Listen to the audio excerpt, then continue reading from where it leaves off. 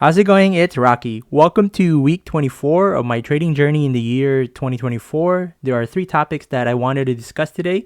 The first one is the progress on our self-funded account with NinjaTrader. The second topic is Trade Day, which is one of the funding firms that I'm using. And with Trade Day, I did pass the evaluation and I now have a funded account. And I want to explain to you why I think Trade Day is my favorite right now. So that will be topic number 2. And our last topic is our progress on the 20 evaluation accounts with Apex. And I have chosen to use a static account, and I want to show you the progress there and how static accounts has been a good change for me. I just want to point out the chart that I always have on the background here is actually the chart for the week. These are hourly candles. I like to put it up there, a bit of a Easter egg, and it's also a way for me to look back when I rewatch my content just to see, okay, what happened during the week. And as you can see here, right in the middle, this was during FOMC. Anyway, before we get started on our topics, just a quick disclaimer. This is for informational and entertainment purposes only and should not be relied upon as a basis for investment decisions.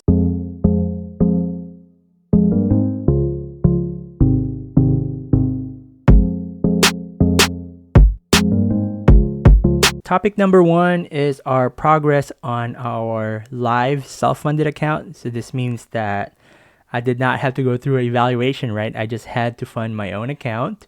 So you can see right here, there's my name, Rocky Mark. And our total so far is a little under $3,000 on this account. And with trading with NinjaTrader, what's great is for intraday, you can trade one E-mini for a margin of $500. So let's go through our statement just to go through how we did this week. So on the upper right, you can go on to statements. And then when you go on statements, you can go to account balance history. And from there, we can look for this week. And what I'm going to choose is the starting point of just last Saturday of June 8th to today, June 14th. So we'll run that. Next, we'll bring our calculator up here just to calculate how we did for the week. It was a great week. It was actually profitable every day, which is something that I am quite thankful for. So our ending cash for the week is this value right here, which is $2,858.50. And our starting cash was $2,164. And I did not make any deposits or withdrawals to this self-funded account. So for the week, we were able to gain money that is mine, okay? There's no rules. I can withdraw this anytime.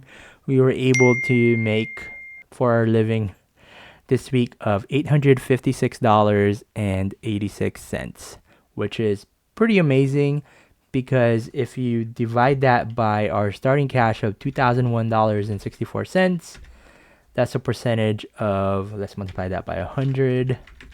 That's a 40 ROI, return on investment, of 42.8%, which is pretty good, if I say so myself. So we will continue to grow the self-funded account to a point where hopefully we can hold some positions overnight.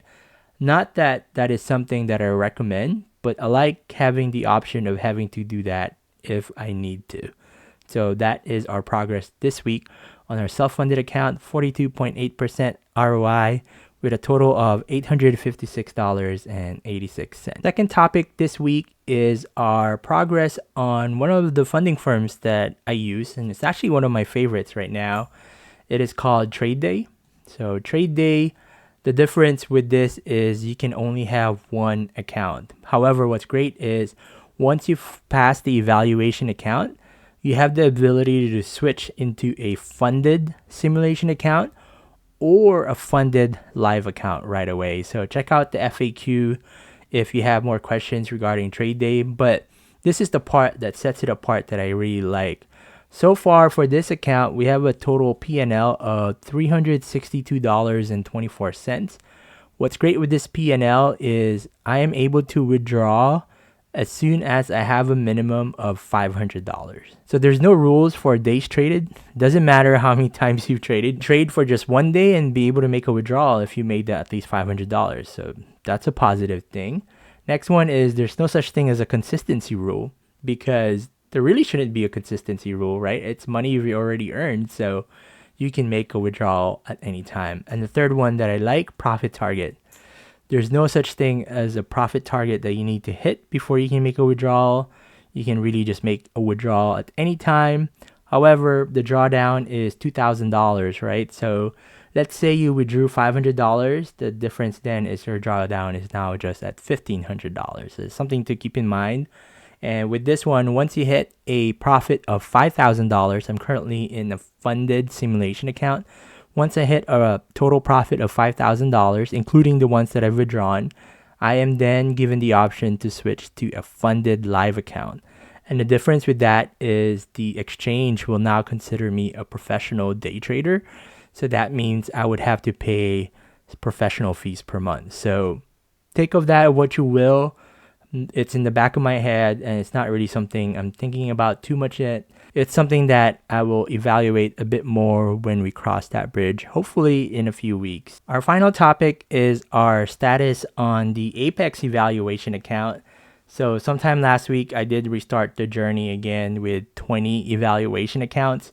The difference is I did choose to get a static account, which is something that I started with in the past and had some success with. But somehow I convinced myself that the other accounts were better. However, after, hundreds and hundreds of evaluation accounts, I realized that I just was not the right person to be able to handle the dynamic drawdown of those accounts. So the static one, even though the initial drawdown is not very much, it makes more sense to me because in live real trading, this is how an actual account works, right? Like a static account. So with these accounts, I just need to hit a target of $102,000. I'm short about $1,000 from it.